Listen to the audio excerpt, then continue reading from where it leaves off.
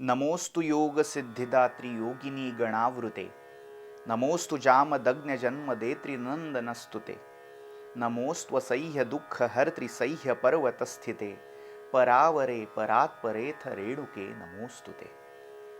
सर्वांना सादर सप्रेम नमस्कार। आपण जागर शक्तिपीठांचा या उपक्रमांतर्गत गेले 3 दिवस महाराष्ट्रातल्या शक्तिपीठांची एक धावती माहिती घेतो। आज आपण ज्या शक्तिपीठाविषयी बोलणार आहोत ते शक्तिपीठ म्हणजे माहूर, यवतमाळ जिल्ह्यामध्ये जे माहूर आहे त्या माहूर क्षेत्रीची रेणुका माता। मुळात रेणुका ही आदिशक्तीचं एक अद्वितीय रूप म्हणून मानली गेली। अद्वितीय हा शब्द मी अशासाठी वापरला की बाकी शक्तिपीठांच्या ठाई आदिशक्तीची जी रूपं आहेत ती दिव्य देह किंवा साक्षात दैवी रूपामध्ये प्रकट झालेली अशी ती रूपं आहेत। मात्र ज्या रूपामध्ये आदिशक्ती मनुष्य स्वरूपात अवतरली, मनुष्याला ज्या सगळ्या दुःखांना संकटांना सामोरं जावं लागतं त्या सगळ्या दुःख संकटांना बऱ्या वाईट प्रसंगांना ह्या देवीने तोंड दिलं आणि अखेर या सगळ्या जनसमाजाची कुलस्वामिनी, या जनसमाजाची प्रिय अधिष्ठात्री देवता म्हणून ही या माहूरगडी स्थानापन्न झाली। बाकीचे देवी अवतार हे दिव्य किंवा दैवी अवतार म्हणून प्रसिद्ध आहेत, मात्र एकविरेचा रेणुकेचा अवतार हा मानवी अवतार म्हणून प्रसिद्ध आहे। आपल्याला भगवान विष्णूंचे दशावतार माहिती असतात, त्यातले जे मनुष्य योनीमध्ये धारण केलेले अवतार आहेत, मग त्यामध्ये वामन, परशुराम, राम, कृष्ण या अवतारांचा आपल्याला उल्लेख करता येईल। या अवतारामध्ये जशा सगळ्या भावभावनांचे खेळ हा परमात्मा खेळला, तसंच या आदिशक्तीचं रेणुका हे मानवी रूप आहे। स्कंद पुराणातल्या सह्याद्री खंडामध्ये या रेणुकेचं महात्म्य विस्तृत वर्णिलेलं आहे। मुळात रेणुकेचा जो उल्लेख आपण पाहिला तर तो अगदी रामायणापासून होत असलेला आपल्याला आढळतो। भगवान परशुरामांचं एक संक्षिप्त चरित्र वाल्मिकी रामायणामध्ये आलेलं आहे। त्यामध्ये परशुरामांची जननी म्हणून रेणुकेचा उल्लेख येतो। रेणुकेचं वैयक्तिक चरित्र जर पाहायचं झालं तर ते महाभारतामध्ये येतं। महाभारतामध्ये रेणू राजा किंवा ज्याचं दुसरं नाव प्रसेनजित असं होतं, कान्यकुब्ज नगराचा राजा, या प्रसेनजित राजाची कन्या ही रेणुका मानलेली आहे। त्या राजाचं दुसरं नाव रेणू असं असल्यामुळे त्याची कन्या म्हणून ही रेणुका या नावाने प्रसिद्ध झाली। हिचं अजून एक नाव कामली असंही उल्लेखलेलं आढळतं। ही मुळात राजकन्या, जन्माविषयीही अनेक अद्भुत अशा कथा यात येतात। सह्याद्री खंडाचा ज्या मी उल्लेख केला त्यामध्ये आलेली कथा म्हणजे आपल्याला कन्या प्राप्त व्हावी यासाठी या प्रसेनजित राजाने कन्या कामेष्टी यज्ञ केलेला होता। जसा आपण पुत्रकामेष्टी यज्ञ यज्ञाचा एक छोटा भाग म्हणजे इष्टी, तो पुत्रकामेष्टी दशरथ राजाने केल्याचा उल्लेख रामायणात वाचतो। तसंच कन्या कामेष्टी ही या प्रसेनजित राजाने केली आणि त्या कन्या कामेष्टीचं फळ म्हणून जी कन्या देवी स्वरूपा कन्या त्याच्या उदरी जन्माला आली, इथे उल्लेख असा आहे की ही यज्ञकुंडातून त्या चिदग्नीमधून उत्पन्न झाली। त्यामुळे यज्ञाग्नी संभूता चिदग्नी संभूता असाही हिचा उल्लेख मिळतो, म्हणजे पुन्हा ही अयोनिजा स्वरूपात आली असं आपल्याला या कथाभागावरून लक्षात येईल। आपण जर वेगवेगळ्या या युगांच्या कालखंडामधल्या लोकोत्तर कार्य करणाऱ्या किंवा लोकोत्तर कार्य करण्यासाठी प्रेरणाभूत झालेल्या ह्या मातृस्वरूपा देवी पाहिल्या. मग अगदी सुरुवातीच्या काळात जर पाहिलं, ही रेणुका, त्रेतायुगाच्या सरत्या काळामध्ये जानकी, द्वापर युगाच्या सरत्या काळात द्रौपदी, या त्या लोकोत्तर देवी स्वरूपा स्त्रिया. त्यामध्ये देखील आद्य उल्लेख हा रेणुकेचा येतो. तर या तीनही देवी या अयोनिजा होत्या. अग्नीतून द्रौपदी आणि रेणुका जन्माला आल्या आणि भूमीतून जानकी जन्माला आली. तर हा एक महत्वाचा अनुबंध आपल्याला या तिन्ही देवी म्हणून पूजल्या गेलेल्या स्त्रियांच्या रूपाठायी आढळतो. त्यातली ही आद्य स्वरूपिणी रेणुका. बाकीच्या दोन्ही देवी, विशेषतः माता जानकीची पूजा रामचंद्रांबरोबर होते. द्रौपदीची पूजा ही खूप वेगळ्या पद्धतीने आणि खूप मर्यादित स्वरूपामध्ये प्रचलित आहे. मात्र या दोन्ही स्वरूपांपेक्षा सर्वात जास्त पूजलं जाणारं देवी रूप हे रेणुका आहे. म्हणजे माता जानकीचं स्वतंत्र अस्तित्व फारसं आढळत नाही. रामचंद्राबरोबरच तिची विशेषतः पूजा होते. द्रौपदीचंही असंच काहीसं म्हणावं लागेल. 5 पांडवांबरोबर किंवा मारी आई किंवा अशा काही लौकिक देवतांच्या स्वरूपात जेव्हा ती पूजली जाते, अशी एक जनमान्यता आहे, तेव्हा ती आपलं मूळ द्रौपदी कृष्णेचं रूप बाजूला ठेवून पूर्ण देवी स्वरूपात संक्रांत अशी झालेली दिसते. मात्र रेणुका ही त्याच आपल्या मूळ रूपात सर्वात अधिक लोकप्रिय झाली आणि सर्वात अधिक पूजली गेली. आपण भारताच्या उत्तरेपासून दक्षिणेपर्यंत पाहिलं आणि पूर्वेपासून पश्चिमेपर्यंत पाहिलं, कुठे ना कुठेतरी कोणत्या ना कोणत्या तरी रूपात या रेणुकेची पूजा होते. आपल्याला असं वाटेल की आपण माहूरगडाविषयी बोलताना उत्तरेपासून दक्षिणेपर्यंत असा उल्लेख कसा केला, तर याचं उत्तर आपल्याला मिळेल भारताचा नीट धार्मिक भूगोल, तीर्थक्षेत्रात्मक भूगोल काढून पाहिला तर हिमाचल प्रदेश या राज्यामध्ये आजही रेणुका झील नावाचं एक सरोवर दाखवलं जातं. आणि या सरोवरामध्ये माता रेणुकेने आपला देह विसर्जित केला अशी लोककथा तिथे सांगितली जाते. म्हणजे त्या झील म्हणजे सरोवर, तलाव, त्या सरोवराच्या जलस्रोताच्या रूपामध्ये रेणुका आज तिथे पूजली जाते. त्या काठी रेणुका मातेचं एक मंदिरही आहे. अगदी दक्षिणेत आपण जसजसं जात जातो तसतसं अगदी केरळमध्येही या रेणुका मातेची एकविरा असेल, यल्लम्मा असेल, अशा वेगवेगळ्या रूपामध्ये, अगदीच काही नाही तर वारुळाच्या रूपामध्ये पूजा निश्चित केली जाते. तर अशी जवळजवळ भारतीय महाद्वीपाचा पूर्ण उत्तर आणि दक्षिण गोलार्ध भारतीय महाद्वीपाचा व्यापणारी, त्यामध्ये पूजली जाणारी अशी ही लोकातली मात्र लोकोत्तर ठरलेली देवता रेणुका. रेणुकेचं चरित्र अतिशय अद्भुत कथांनी भरलेलं आहे. मुळात ही जन्माला आली ही अग्निकुंडातून. या कन्येचं रूपलावण्य इतकं अप्रतिम होतं आणि तिचे गुणही इतके सरस होते की सगळ्यांना तिचा लळा लागलेला होता. मात्र तिच्या काही सावत्र माता, ह्या प्रसेनजित राजाच्या अन्य काही राण्या होत्या, त्यांच्या मनात मात्र हिच्याविषयी सापत्न भाव होता. त्या सापत्न भावातून त्या राण्यांनी या कन्येला मारण्यासाठी विविध उपाय केले. तिच्या पाळण्यात साप सोडणं असेल किंवा विष घालणं असेल, तर त्या सगळ्या दिव्यातून ही सुरक्षित रेणुका बाहेर आली. उपवर झाल्यावर राजांच्या स्वयंवरामध्ये या रेणुकेने वरलं ते भृगु कुळातल्या अतिशय श्रेष्ठ तपस्वी अशा जमदग्नी ऋषींना. त्या काळातलं हे एक वैशिष्ट्यपूर्ण उदाहरण आपल्याला दिसतं.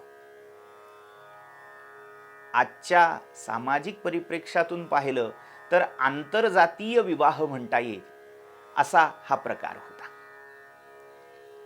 रेणुका ही मुळात क्षत्रिय राजाची कन्या, मात्र तिने वरलं ते जमदग्नींसारख्या एका ब्रह्मर्षींना.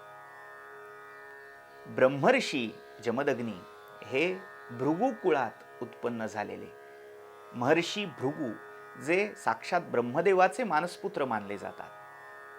त्या ब्रह्मदेवांचे मानसपुत्र असणाऱ्या भृगूंचा मुलगा च्यवन, च्यवनांचे पुत्र आत्मवान, आत्मवानांचे पुत्र और्व, और्वांचा पुत्र रुचिक, रुचिकाचा पुत्र जमदग्नी, अशी ही कुलपरंपरा.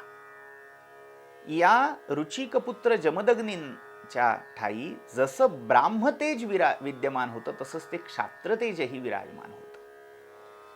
त्यांनी धनुर्वेदाची रचना केल्याचं म्हटलं जातं. त्या कालावधीमधले सर्वोत्तम धनुर्धर असे जमदग्नी होते. आणि अशा सगळ्या राजसमाजाचा तिरस्कार करून रेणुकेने भर स्वयंवरामध्ये जेव्हा जमदग्नींना वरलं तेव्हा सगळे राजे हे प्रसेनजित राजा जमदग्नी आणि रेणुका यांना मारण्यासाठी उद्युक्त झाले. तेव्हा एकट्या जमदग्नींनी हातात धनुष्य घेऊन समस्त राज परिवाराला निष्प्रभ करून टाकलं. तर अशा महातेजस्वी जमदग्नींबरोबर रेणुकेचा विवाह झाला. या दोघांचाही गृहस्थाश्रम अतिशय सुफळ झाल्याचं मानलं जातं. एकूण 5 पुत्र जमदग्नी आणि रेणुका यांना झाले. या 5ही पुत्रांमधला सगळ्यात कनिष्ठ पुत्र, वयाने कनिष्ठ मात्र कर्माने सर्वात ज्येष्ठ असा पुत्र, ज्याचं मूळ नाव होतं राम, मात्र हातात धारण केलेल्या भगवान शिवांकडून प्राप्त केलेल्या परशुवरून त्याचं नाव परशुराम असं झालं. मूळ गोत्र भृगु भार्गव, त्या गोत्रावरून गोत्रनाम पडलं भार्गवराम.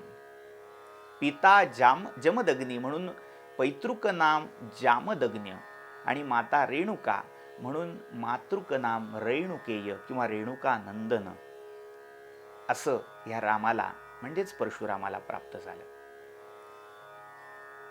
पुढे कथाभाग असा येतो, जेव्हा आपल्या बालवयामध्ये हा परशुराम भगवान शिवांकडे अस्त्रशस्त्रांचं ज्ञान घेण्यासाठी, त्यांचं अध्ययन, धनुर्वेदाचं अध्ययन करण्यासाठी गेला. त्यावेळी एक दिवस रेणुका नदीवर पाणी भरण्यासाठी गेलेली असताना एका गंधर्व राजाची जलक्रीडा पाहून तिच्या मनामध्ये वासनेचा उद्भव झाला. आणि ही वासना तिच्या मनात आली, त्यामुळे तिचं जे पूर्ण तप आणि व्रत होतं ते खंडित झालं. सह्याद्री खंडामध्ये एक अद्भुत त्याच्यामध्ये ही कथा येते की त्या दिवसापर्यंत रेणुका ही रोज स्नानाला जात असताना कधीही बरोबर घडा, मातीचा घडा घेऊन जात नसे, मडकं घेऊन जात नसे. ती करे काय, तर स्नान झाल्यावर त्या नदीच्या काठी जी पुळण होती त्या पुळणीचा तिथेच घडा करी, त्या कच्च्या मातीच्या घड्यामध्ये पाणी भरी आणि सर्पाची चुंबळ करून त्या चुंबळीवर तो घडा ठेवून आपल्या आश्रमात येत असे आणि ते भरलेलं पाणी पूर्ण दिवस पूर्ण आश्रमाला पुरत असे. असा या महासाध्वी पतिव्रता असणाऱ्या रेणुकेचा तपप्रभाव होता. मात्र ज्या क्षणी तिच्या मनात वासनेचा उद्भव झाला त्या क्षणी हा सगळा तपप्रभाव क्षणात लुप्त झाला. जेव्हा ती मातीची घागर करण्यासाठी माती घ्यायला लागली, काही केल्या ती घागर त्या दिवशी साधेना. चुंबळ करण्यासाठी साप पकडायला गेली, साप हाती येईना. अशी गत झाली. फजितीची वेळ आली आणि अशी ती आपल्या तपप्रभावानी वियुक्त झालेली रेणुका जेव्हा आश्रमात परत आली तेव्हा जमदग्नींचा क्रोध अनावर झाला. जमदग्नींनी अंतर्ज्ञानाने आपल्या पत्नीचं तप, आपल्या पत्नीच्या मनामध्ये वासना उद्भवल्यामुळे लुप्त झालंय हे त्यांना कळलं होतं. एक प्रकारे हे पातिव्रत्यापासून काहीसं स्खलन तात्कालीन मान्यतेनुसार मानलं गेलं होतं. आपण अनेक वेळा या कथेवर अनेक मतमतांतर ऐकतो.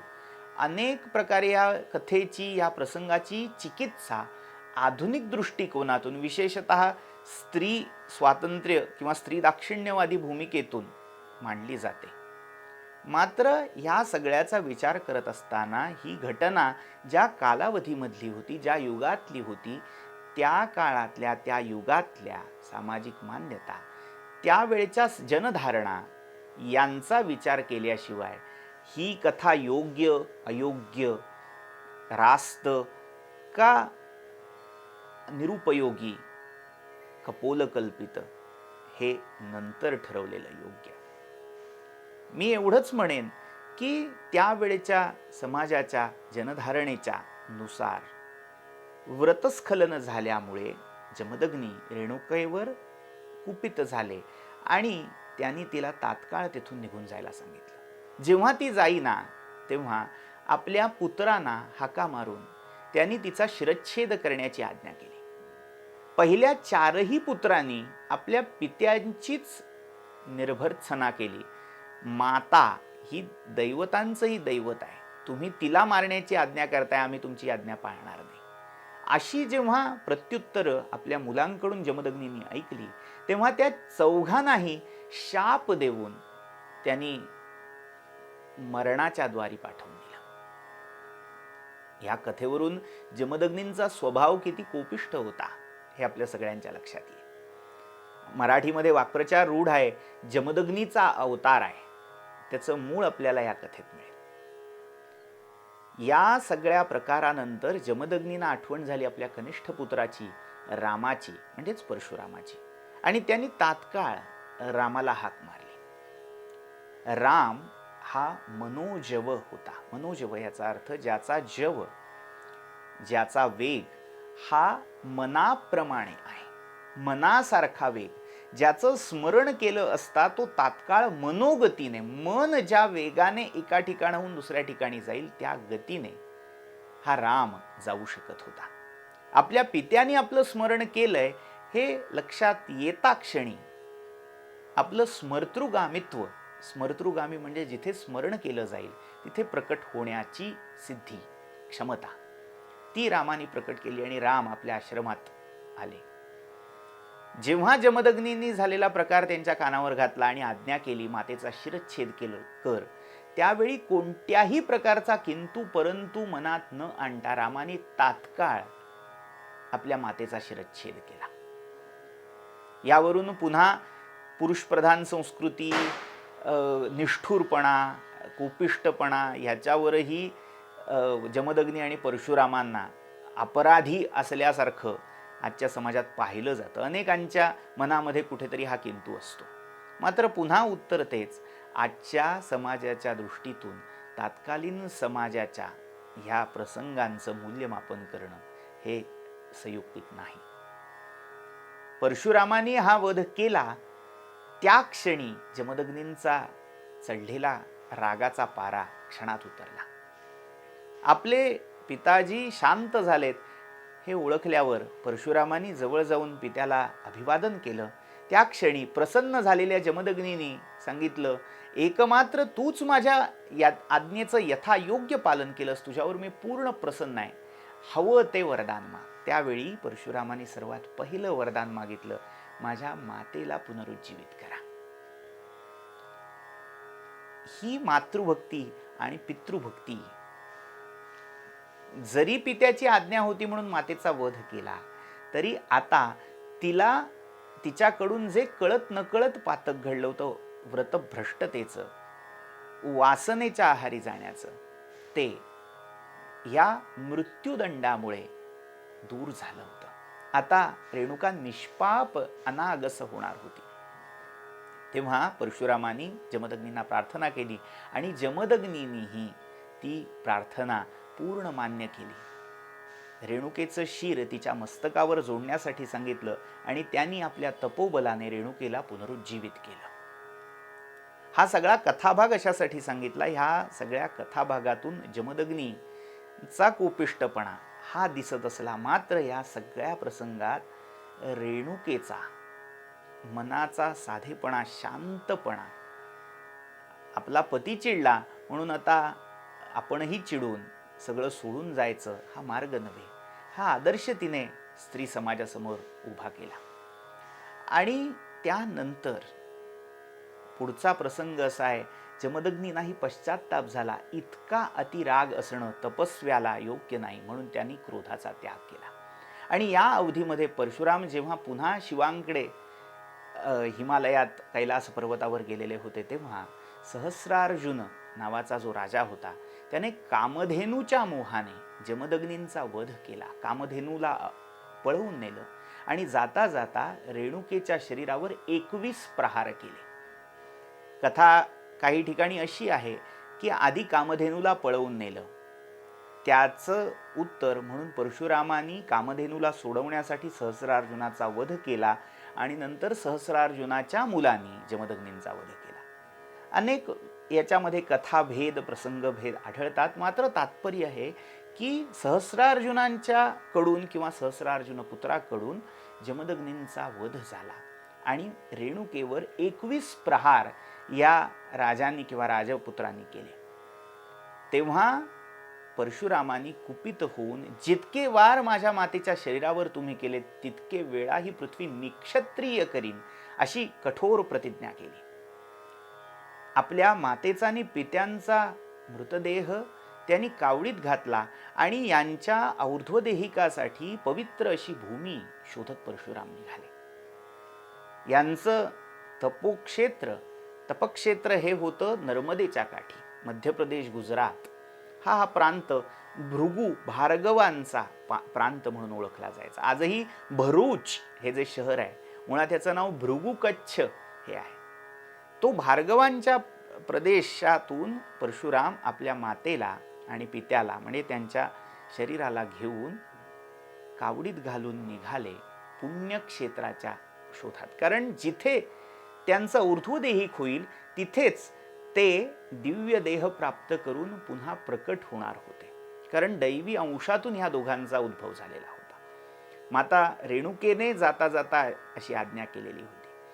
तेव्हा परशुराम आपली कावड घेऊन जे निघाले ते सिंहाद्री नावाच्या पर्वतावर, आजच्या सह्याद्री पर्वतरांगेमधलं एक शिखर, त्या सिंहाद्री पर्वतावर त्या पर्वत क्षेत्रामध्ये मातृतीर्थ नावाचं स्थान होतं, तिथे येऊन दाखल झाले. आणि तिथे गेल्यावर ती कावड जड झाली. त्या क्षणी परशुरामाने ओळखलं, इथे हे और्ध्वदेहिक करायचंय. त्या क्षेत्री साक्षात दत्तात्रेय विराजमान होते. त्या दत्तात्रेयांची प्रार्थना परशुरामाने केली. दत्तात्रेयांनी परशुरामांच्या मात्या पित्याच्या और्ध्वदेहिकासाठी स्वतः चिताग्नी सिद्ध केला आणि मंत्र दत्तात्रेय परशुरामांना सांगायला लागले.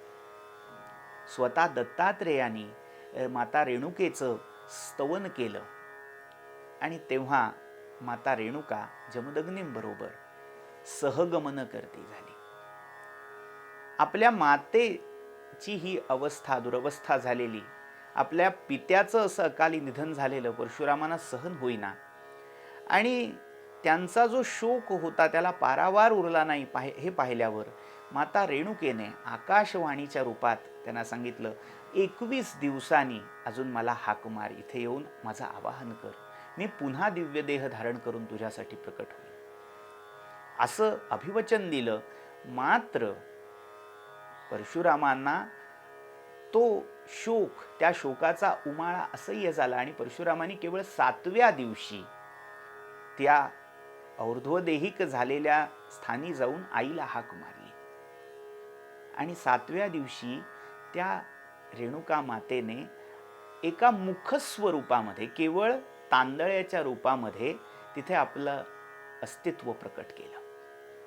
त्यामुळे आजही माहूरची जी रेणुका आपण पाहतो ती पूर्ण मूर्ती नाही, ती कुठल्या शिल्प्याने शिळाखंडामध्ये घडवलेली प्रतिमा नाही, तर ती एक अनघड, अतिशय नैसर्गिक, ज्याला आपण स्वयंभू स्वयंव्यक्त म्हणतो, अशा स्वरूपात प्रकट झालेल्या तांदळ्याच्या रूपामध्ये रेणुका माता तिथे दिसते. तर अशी ही त्या रेणुका मातेच्या प्रकट होण्याची कथा. त्या क्षेत्री रेणुका ह्या आपल्या मातेचं और्ध्वदेहिक केलं आणि त्या मातेला तिथे प्रकट होण्यासाठी परशुरामाने आपल्या प्रेमाने भाग पाडलं, म्हणून ते तीर्थ मातृतीर्थ ह्याच नावाने ओळखलं गेलं. मातृपूर किंवा मातृतीर्थ या नावाचाच अपभ्रंश पुढे माहूर असा झाला असं मानलं जातं. तर असं हे माहूरगडचं रेणुकेचं स्थान. यालाच जोडून काही लोककथा त्यात मिसळल्या जातात. मग काही ठिकाणी रेणुकेचा शिरच्छेद होत असताना पूर्वीच्या सांगितलेल्या प्रसंगात तिची एक सहचरी मातंग समाजातली दासी तिच्याबरोबर होती, तिचाही शिरच्छेद झाला. मात्र जेव्हा धडावर शिर जोडलं जात होतं तेव्हा मूळ रेणुकेच्या धडावर मातंगीचं शिर आणि मातंगीच्या धडावर रेणुकेचं शिर जोडलं गेलं. त्यामुळे माहूर क्षेत्री देखील रेणुका आणि मातंगी अशी दोन स्थानं असल्याचं आढळतं. काहींच्या मते ही मातंगी म्हणजे सौंदत्ती हे कर्नाटकामध्ये मानलं गेलेलं जे शक्तिस्थान आहे, त्या शक्तिस्थानी पूजली जाणारी यल्लम्मा किंवा येल्लूबाई देवी. तर यल्लम्मा किंवा येल्लूबाई याही देवतेचं मूळ रूप कुठेतरी या रेणुकेशी असं संलग्न आहे, जोडलं गेलेलं आहे, हे आपल्याला या कथेवरून लक्षात येईल. तिथे जाऊन रेणुका माता राहिल्या, तिथे तप केलं, व्रत केली, भिक्षा मागितली. एकनाथ आणि जोगीनाथ नावाच्या दोन योग्यांच्या मार्गदर्शनाखाली तिने आपलं पूर्ण पाप दूर केलं. अशी ही कथा सौंदत्तीला आज सांगितली जाते. तसंच तिचं अजून एक ठाणं आपल्याला दिसतं, ते पुण्याजवळ कारल्या भाज्याची जी लेणी आहे तिथल्या कारले या ठिकाणी. कारल्याच्या त्या लेण्यांच्या बाहेर एक छोटंसं मंदिर आपल्याला दिसतं, ते म्हणजे एकविरेचं मंदिर. रेणुकेचंच एक नाव एकवीरा हे आहे. एकवीरा हे नाव पडण्यामागच्या 2-3 कल्पना अशा. एकवीरा ह्याचा अर्थ जिचा तारणहार, जिचा आश्रयदाता दुसरा कोणी एका पुत्राशिवाय उरला नाही. धर्मशास्त्रामध्ये जी गतधवा मात्र जिचा एकमेव मुलगा शिल्लक आहे अशी स्त्री तिला एकवीरा म्हटलं जातं.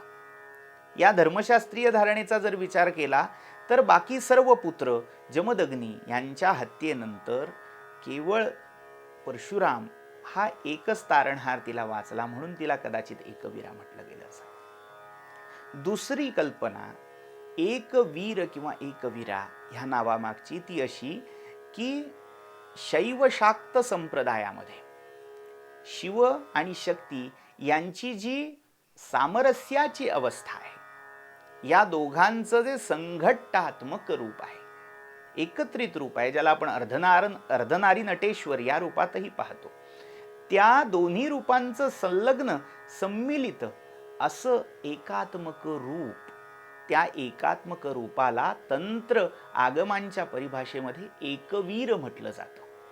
म्हणजे हे शिवशक्तीचं सामरस्य, पुरुष आणि प्रकृतीचं सामरस्य जिच्या ठाई मूर्तिमंत झालेलं आहे, अशी ही आदिशक्ती एकवीरा या नावाने ओळखली गेली. आणि तिसरा अर्थ, जिच्यासारखी वीरांगना दुसरी कोणीही या भूतलावर झाली नाही अशी अद्वितीया एकवीरा, म्हणूनही ती एकवीरा या नावाने ओळखली जाते. तर अशी ही रेणुका, यल्लम्मा, एकवीरा आदिशक्ती. आपण जेव्हा माहूर गडावर जातो तेव्हा तिथे अनेक तीर्थ आपल्याला मिळतात. एक तांबूल तीर्थ आहे, तसंच तांबूल तीर्थ सप्तशृंग गडावरही आपल्याला आहे, तेही उद्याच्या कथाभागामध्ये पाहायचंच आहे. मातृतीर्थ म्हणून एक कुंड आहे. अनेक जलकुंड या माहूरच्या आसपासच्या माहूरगडाच्या आपल्याला आढळतात. परशुरामाचं मंदिर तिथे दिसतं. भगवान दत्तात्रेयांचं स्थान, एक शिखर मातृशिखर आणि दुसरं शिखर दत्त शिखर किंवा गुरु शिखर म्हणून आजही इथे प्रसिद्ध आहे. महानुभाव संप्रदायातलं एक महत्त्वाचं तीर्थ म्हणूनही माहूरला एक विशेष स्थान प्राप्त झालेलं आहे. तर असं अनेक संप्रदायांना महत्त्वपूर्ण ठरलेलं असं हे शक्तिपीठ माहूर. आपण मागे उल्लेख केला होता की 3 पूर्ण पीठ आणि एक अर्धपीठ अशी 3.5 शक्तिपीठाची संकल्पना आपण पाहिली होती.